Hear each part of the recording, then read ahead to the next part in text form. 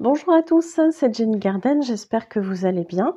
Je suis médium énergéticienne et en ce sens, je canalise les messages de vos runners, votre flamme jumelle, votre âme, etc., etc.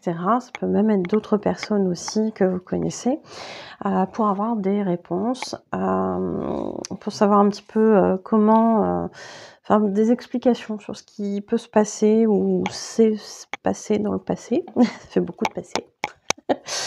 Et voilà, ça peut vous amener effectivement des compréhensions, des choses comme ça. Donc si vous voulez plus de détails, n'hésitez pas à aller voir en dessous dans la description pour me contacter. Concernant le message d'aujourd'hui, donc c'est le message d'un runner pour cette chaser. Et c'était un message libre. Donc je les remercie tous les deux pour leur accord pour la diffusion de ce message. Ça peut vous aider aussi, hein. Voilà. Allez, c'est parti. Voici le message du runner. Je sais que la situation est loin d'être évidente pour toi par rapport à nous et les sentiments que tu as à mon égard. Rassure-toi, même si je ne te le dis pas, cela est réciproque. Mais ma pudeur et surtout le voile que j'ai devant les yeux pour le moment m'empêchent de te communiquer ce que je ressens. Alors, ici ce runner, il nous explique effectivement que il peut avoir conscience sur le plan astral, sur le plan de l'âme, que du côté de Chaser, c'est pas forcément évident, que ça peut être même souffrant parfois, cette situation dans le parcours de flamme jumelle, mais que dans la matière, il y a un côté où effectivement tout le long sur une bonne partie du parcours, il va y avoir un espèce de voile qui se met devant les yeux, on va dire, du runner. Et ça va amener, je dirais comment je pourrais dire, ça va amener quelque chose qui va être assez désagréable pour le chaser. C'est-à-dire que le runner, il va peut-être même pas être conscient de ce qu'il ressent pour son chaser.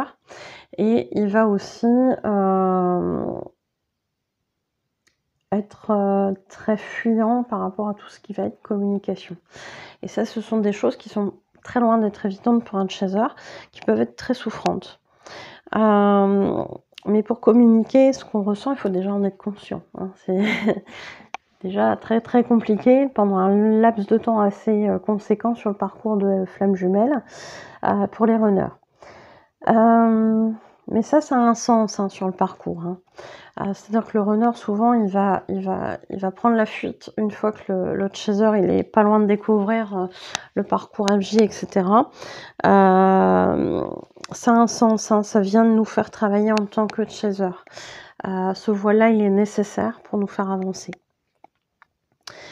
Alors, je vais vous lire la suite. Je sais que je n'ai pas toujours été tendre à ton égard. J'ai parfois eu des mots très durs pour toi. Je ne contrôlais pas cela. Je ne renie pas ma responsabilité et je suis désolée de t'avoir blessé à plusieurs reprises. Mais ces mots, ces comportements que j'ai eus ont été comme pilotés. C'est compliqué à expliquer. C'est comme si je ne me contrôlais plus et que j'étais spectateur, ou parfois c'est comme si j'agissais et me rendais compte ensuite, ou parfois encore j'agissais et j'oubliais. Spirituellement, mon âme provoque des réactions chez toi pour te faire travailler certains points. Et parfois elle peut donner des messages plus doux, pour te faire garder l'espoir d'une avancée et te rassurer. Alors, ce qu'il évoque, c'est assez caractéristique aussi effectivement du parcours flamme jumelle. Les deux sont pilotés, que ce soit le chaser ou le runner, les deux sont pilotés. C'est-à-dire que parfois on va avoir des agissements, on va avoir des mots, des choses comme ça qui vont se passer, qui vont être très spontanées et qu'on va soit occulter, soit on va se dire comment ça se fait que j'ai fait ça ou que j'ai dit ça. Je vous rappelle que le chaser, il est piloté pour appuyer sur les boutons qui font mal au runner et l'inverse est valable également. Le runner va être conditionné pour lui aussi appuyer sur les blessures du chaser. pour se faire travailler, pour évacuer ces choses-là. Et souvent, ce qui va revenir dans les mots du runner, c'est « je comprends pas, d'habitude, j'agis pas comme ça avec les autres personnes. Pourquoi je le fais avec elle ou avec lui ?» Eh ben, tout simplement parce que voilà, hein. Donc, l'âme vient appuyer sur certaines choses, mais elle peut aussi parfois vous donner des messages très beaux, très perturbants, parce que c'est pas forcément dans les mots du runner, là on parle dans ce cas-là, mais il peut y avoir aussi cet effet-là du côté de Chaser. Et c'est-à-dire que le runner, d'un seul coup, il est capable de vous sortir un truc, et là vous dites, bah, je comprends pas, il est pas conscient, il est pas censé être réveillé, et là il me balance qu'on se retrouvera un jour. Et derrière, après, vous allez lui demander, il va vous dire « mais j'ai jamais dit ça ». Ou alors il va vous dire « je sais pas pourquoi j'ai dit ça », etc., etc. Bon, c'est l'âme en fait qui vient et qui donne une info à un moment donné, qui arrive à faire lâcher prise à ce faux self qui est présent, qui contrôle beaucoup, beaucoup les choses. Je me rends parfois compte de certaines choses difficiles que je te fais subir, et cela reste compliqué pour moi de savoir que je t'ai blessé. Mais je ne peux rien laisser transparaître, ce serait trop difficile à vivre pour moi. Sache que cela me fait mal et que mes fuites étaient souvent dues à ces prises de conscience. Alors, il y a quelque chose qu'on va retrouver aussi très souvent dans ce que vont dire les runners, c'est-à-dire qu'à aucun moment ils ont souhaité faire du mal à leur chaser. C'est même tout le contraire. C'est d'ailleurs pour ça qu'ils fuient quand ils sentent que on a été blessé par leur comportement, par leurs paroles, etc. Et c'est vrai qu'ils vont fuir, et du coup ça leur permet eux de gérer ce qu'ils ressentent, c'est-à-dire l'émotion de chaser qui va être soit de la colère, de la tristesse, etc., etc.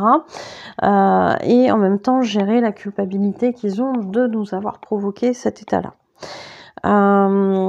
Donc ça peut être assez souffrant pour eux. Ouais, mais c'est ça, c'est jamais un plaisir pour eux. C'est d'ailleurs comme ça qu'on caractérise aussi, qu'on différencie, les pervers narcissiques des runners, ou des chasers. Parce que les runners se demandent aussi si parfois le chaser n'est pas un peu pervers narcissique, en fonction de certains comportements. Voilà. Donc non, dans la majorité des cas, non.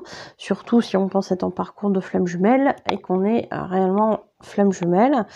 A priori, on n'est pas pervers narcissique. Ok. Je ne te veux aucun mal, mais je constate dans la matière que tu souffres par ma faute. Et cela est insupportable pour moi. Je n'arrive pas à me positionner face à toi. Je voudrais plus, mais je suis incapable de te l'exprimer et de te le montrer. J'ai peur de ta réaction et que tu sois ensuite trop en demande par rapport à ce qu'il m'est possible de t'apporter. Ça aussi, ça revient souvent dans les discours de runner. Il y a un plus qui est souhaité. Mais en même temps, il ressent les attentes de son chaser et il sait que là, maintenant, ce n'est pas possible de lui amener ça. Donc souvent, ils vont se mettre en retrait et ça va être quelque chose de pas très confortable, mais ils vont se mettre en retrait parce qu'ils vont pas être en capacité de montrer, d'exprimer ce qu'ils ressentent. Et si toutefois... Alors, ils ont conscience de ça, et si toutefois ils exprimaient les sentiments, ils savent bien que de dire à un chaser « je t'aime, mais là maintenant ce n'est pas possible de vivre notre histoire parce que je ne suis pas prêt, parce qu'il faut que j'avance », il sait très bien que du côté de chaser ça passera pas. Pourquoi ? Parce qu'un chaser, lui, à partir du moment où il sait qu'il y a des sentiments chez l'un et chez l'autre, il n'y a aucun obstacle en fait. Le chaser, il est très conquérant, il est très déterminé. À partir du moment où on met ça plus ça, c'est censé marcher, ça marchera. On fera ce qu'il faut pour que ça fonctionne. Ce qui est une grosse déception du côté de chaser, de comprendre que le runner, il fonctionne pas du tout de la même façon, surtout en début de parcours. Le runner, lui, ok, tu m'aimes, moi je t'aime aussi, mais là maintenant je sais que je suis pas prêt à t'amener quelque chose que tu attends et du coup tu vas être malheureux ou malheureuse à cause de moi. Et ça c'est hors de question. J'ai pas envie de porter cette responsabilité là.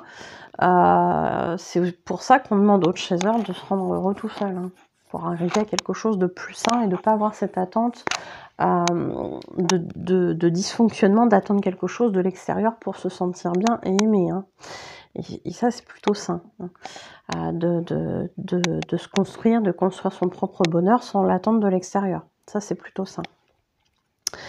J'en étais où? J'ai perdu un peu le fil. Et du coup, c'est vrai que le runner, il fonctionne pas de la même façon parce qu'il va préférer dire à son chaser « N'attends rien de moi ». Et ça, souvent, ils vont le dire « Tu peux chercher quelqu'un d'autre, machin, je peux pas te rendre heureuse, etc. » C'est vrai que le chaser, souvent, à ce moment-là, ne l'entend pas. Parce que pour lui, à partir du moment où il y a des sentiments, bah, on fait ce qu'il faut pour que ça marche. Ça ne peut que fonctionner, mais là encore, c'est un dysfonctionnement aussi du chaser. Et qui est prêt à tout. Dans ce sens-là, c'est un dysfonctionnement qui est prêt à tout pour que ça fonctionne, y compris à se sacrifier lui-même. C'est en ça que c'est dysfonctionnel. Et c'est pour ça que ça marche pas avec le runner. Parce que le runner, tout ce qui est dysfonctionnel, il en veut pas. Tout comme le chaser, à un moment donné sur le parcours, après le switch, il va dire « Ah, mais mon runner, là, qui est dysfonctionnel, ah bah non, je préfère rester toute seule.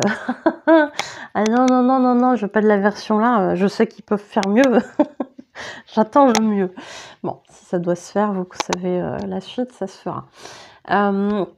Il y a vraiment cette idée, en tout cas, chez les runners, d'avoir une conception tout à fait différente du chaser et de dire, à partir du moment où là, je ne suis pas assez fort, ou je ne sais pas t'amener ce que tu as besoin, il est hors de question que je te vende du rêve, quoi, quelque part. Ce qui, je trouve, est plutôt sain. Mais il n'exprime pas les ressentis, il n'exprime pas les sentiments et il va bloquer. Et c'est en ça que c'est dysfonctionnel aussi, c'est-à-dire qu'il n'y a pas de communication.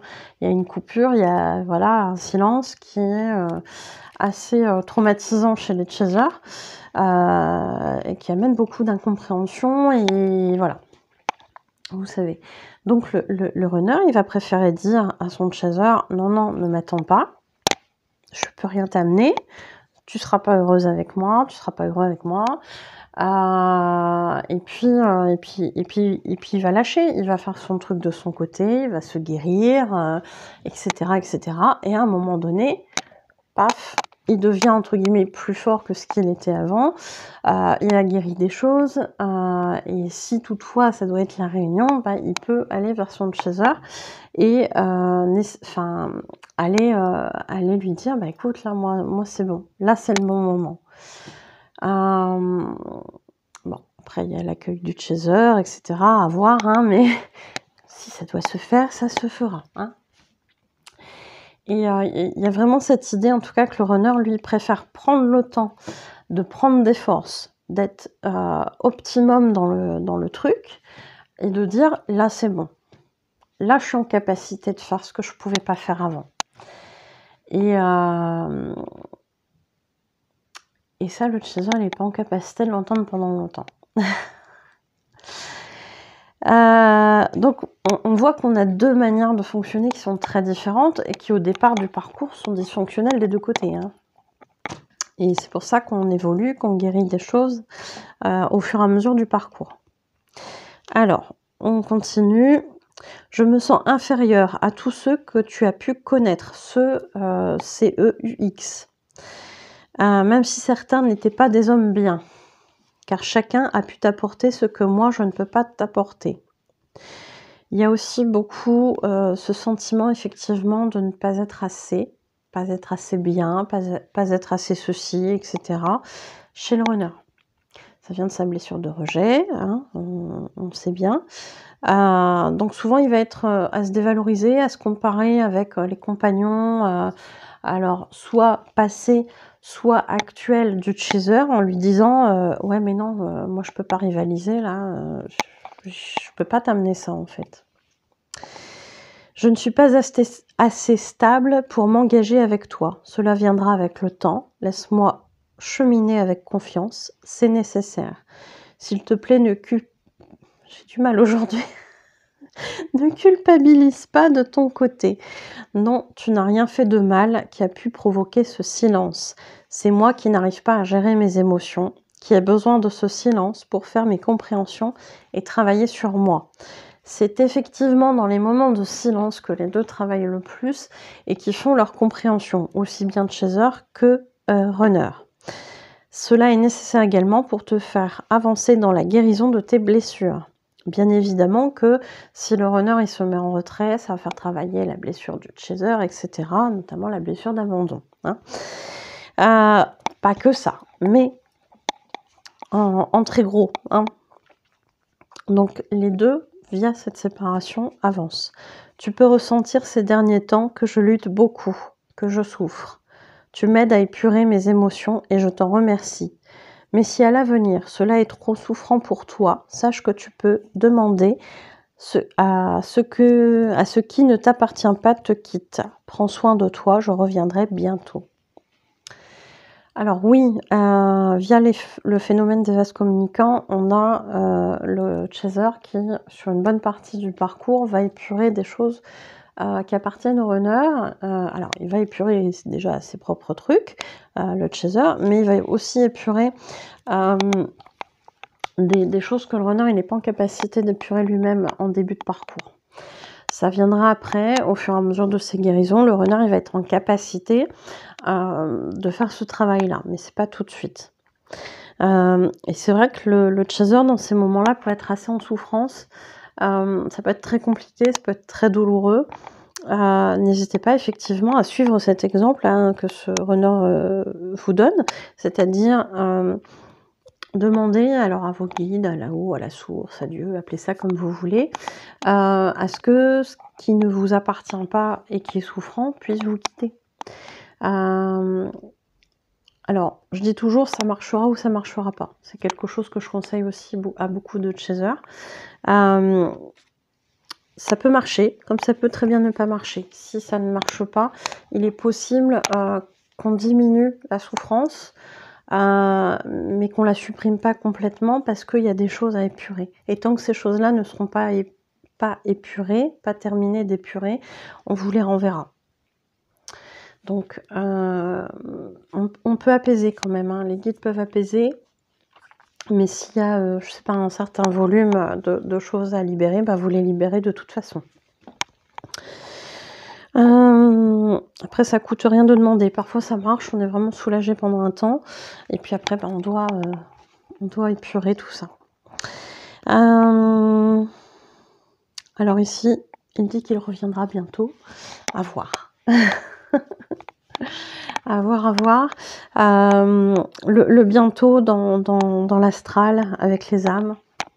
Vous savez bien, le temps terrestre, c'est pas la même chose. Hein. Donc ça peut être long. Un bientôt à l'échelle d'une âme, ça peut être beaucoup de temps terrestre. On leur souhaite que ce soit le plus court possible, en fonction de ce qu'ils ont besoin de vivre, bien évidemment. Et puis voilà. Je vous remercie de m'avoir écouté. J'espère que cette vidéo vous aura aidé à faire des compréhensions peut-être aussi sur vos propres parcours ou tout du moins sur le fonctionnement de, je vais pas dire cette bête étrange qu'est le runner, mais vous m'aurez comprise. Et puis ben voilà, en espérant que ça vous aide en tout cas. Merci de m'avoir écouté. Je vous souhaite une belle journée ou une belle soirée. Je vous dis à bientôt. Prenez soin de vous.